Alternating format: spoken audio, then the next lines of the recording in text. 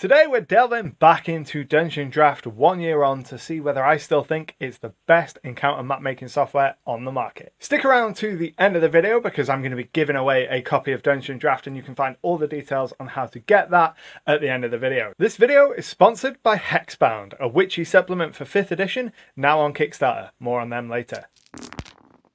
Greetings gamers, I'm Anto, and today's body count rounded out to a solid 30 kobolds, and today we're going to be taking a look at Dungeondraft again. It's been a year since the program was first released, so I thought it's time we take a look back, see what's changed, see what's to come, and see if I still think that it is the best encounter map making software out there. So here we are in Dungeondraft, and you can see here that we are currently on version 1.0, Prehistoric Centipede. Now, I've waited until we hit version 1 to do this kind of look back and reflective because I wanted to give Dungeondraft a full kind of fair chance. And version 1 is like the major first release for it. What I would consider it be going out of kind of alpha and testing and into like a full product. So we're going to be taking a look through the version 1 of the program today and figuring out what's changed. And I'll be giving my thoughts on where the program has come to so far and where I think it's going to go in the future. So we'll go ahead here and we're just going to hit new, and just like when the program was first released we get the new map wizard, but things are a little bit different now than they were when Dungeondraft first came out. When it first came out you only had options for a 40 and a 55-inch TV. Now you've got a couple of paper options, which makes it really easy if you want to print your maps directly. You can print them onto a couple different paper sizes. Unfortunately, it's only A4 and A3 at the minute. It would be really nice to get a US letter because I know a lot of people in the US have a lot easier access to letter size paper than they do A4 or A3. But it's nice that we've at least got an option. So for this example, I'm going to throw it onto an A3 piece of paper, and we are not going to bother starting with the map wizard because the map wizard hasn't really changed. That just allows you to randomly generate caverns and dungeons, and none of that has really changed since the initial release. So here we are with our canvas, and we're just going to go through top to bottom to see what has changed in the last year. So if I click up here on design, you can see we've still got the building tool, the wall tool, portal and cave brush tool, but we've also got the roof tool. So now we can add roofs to our buildings and make more street level scenes, which is something that I was really excited by way back when, and I know it's something a lot of people were really looking forward to. So to start with, we're just going to grab a basic building and we will choose, let's say, a stone wall and a wooden floor, and we're just going to draw a basic little box here and throw a door in there and maybe some windows too. And as we go through this, I just want to show off kind of what you can do really quickly in Dungeondraft, and then I want to show you how I've been using it recently, and I think it really steps it up.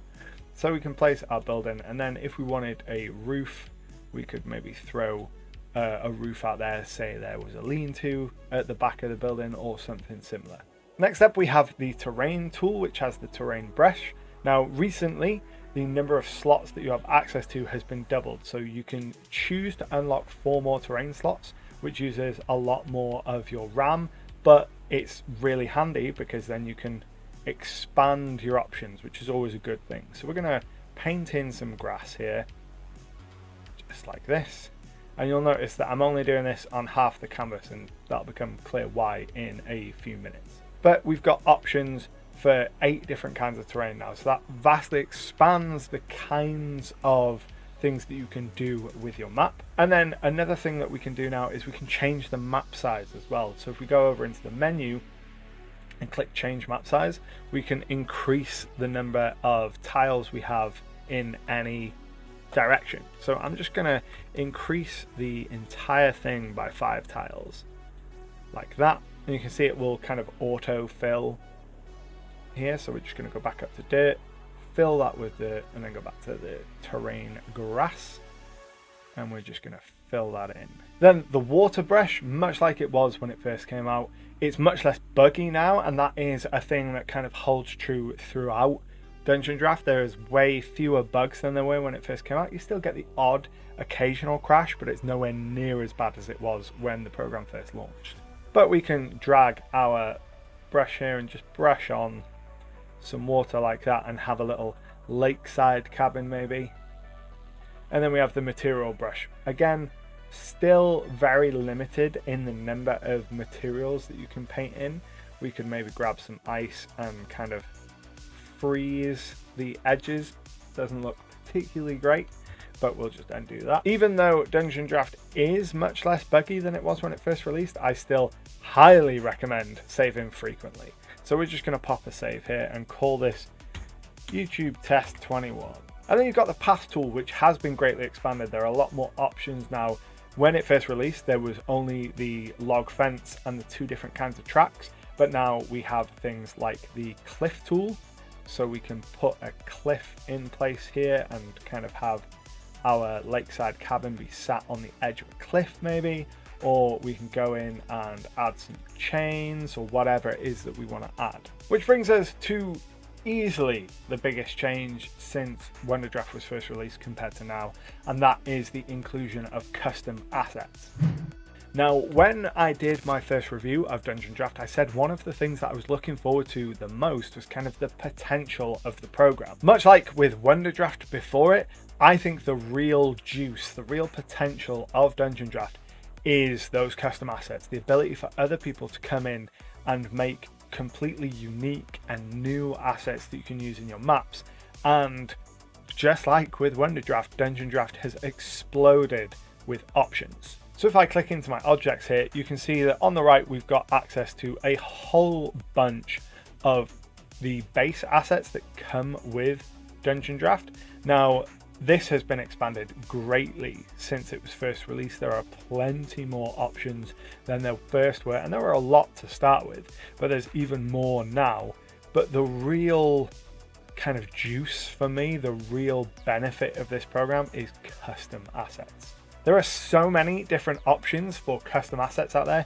You can get assets that look like the official D&D battle maps and put them into Dungeondraft, and you can get a wide variety of third-party assets. The assets I personally use are the Forgotten Adventures assets, and you can see here that it has added them as tags in my copy of Dungeondraft, and there's all sorts of different ones. There's something like 8,000 different assets.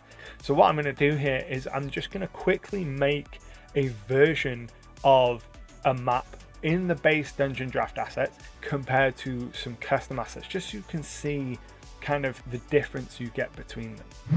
So here you can see a really quick, like 5-10 minute example of the difference that custom assets make to Dungeondraft. You can see the base asset style on the left, and this is the Forgotten Adventures style on the right. One of the things that's really great about custom assets is most of them are much higher kind of resolution than the base assets. Like if we look at the base assets here, you can see that they are quite pixelated and quite blotchy, whereas you come over to the more high scale assets and they are much higher quality. You can get much closer into your map before you lose that level of quality. The basic Dungeondraft asset style is perfectly nice. If you like that cartoony style, then there's no reason you need to install any custom assets.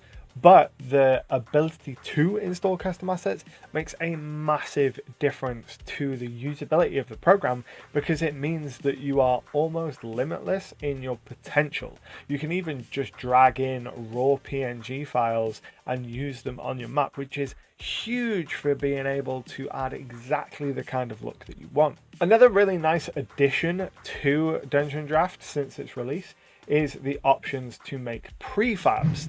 Now, prefabs are collections of assets bundled together that make it really easy to place repeating groups down. So all you need to do for a prefab is you go over to your selection tool, you grab a whole bunch of items, and then you click make prefab. You name it, and I'm just going to call this table and stools. And then if we go over to the prefab tab, you can see that it lists it there. So I can click table and stools and I can add all of those assets in one click onto my map. This is particularly handy if the asset pack you're using, be it Dungeondraft's base assets or something else, doesn't have a option that you want, and you can make it using other things. So here I've got a couch made out of several of the chairs and some different cushions, and I can make a prefab out of that and place it down on the map really easy without having to make that individually every single time. This is one of those things that takes Dungeondraft and really elevates it to the next level, because if you make a whole bunch of prefabs for different rooms or different item sets, it can vastly speed up your room production.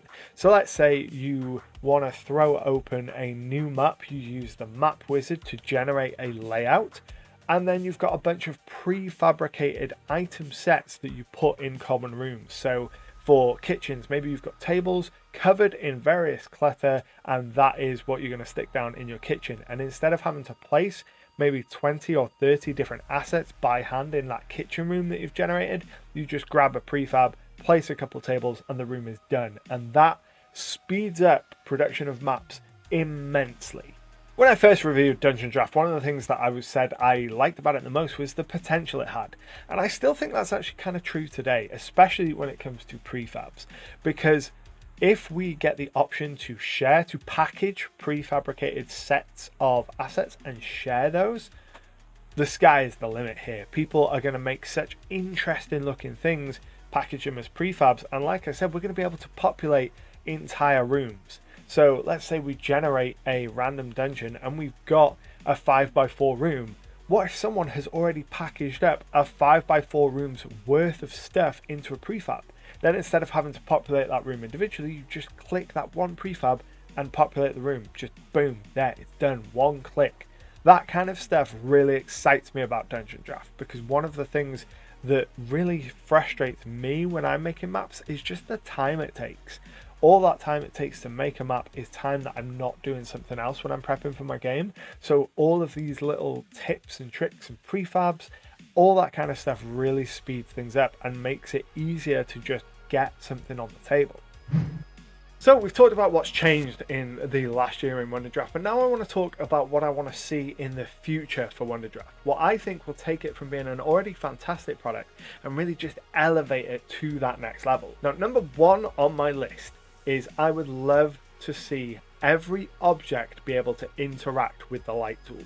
Presently, only walls interact with the light tool. They're the only things that can cast shadows, but I would really like to see some functionality so that any object can also interplay with the light and you can toggle it on or off. That would make such a huge difference to this program. Imagine being able to fill your room with objects and then put a light source in the center and just have shadows cast by absolutely everything. That would be incredible. I also really want to see a more robust sharing system for prefabs. So prefabs are one of those things that can really change the game in terms of how quick and easy it is to be able to populate your maps. And I really want to see a system for being able to share robust packs of prefabs to be able to populate entire rooms with just the click of a button. But I'd really like to know what you want to see from Dungeondraft going forward and how you feel the program has been progressing over the last year. Let me know down in the comments below.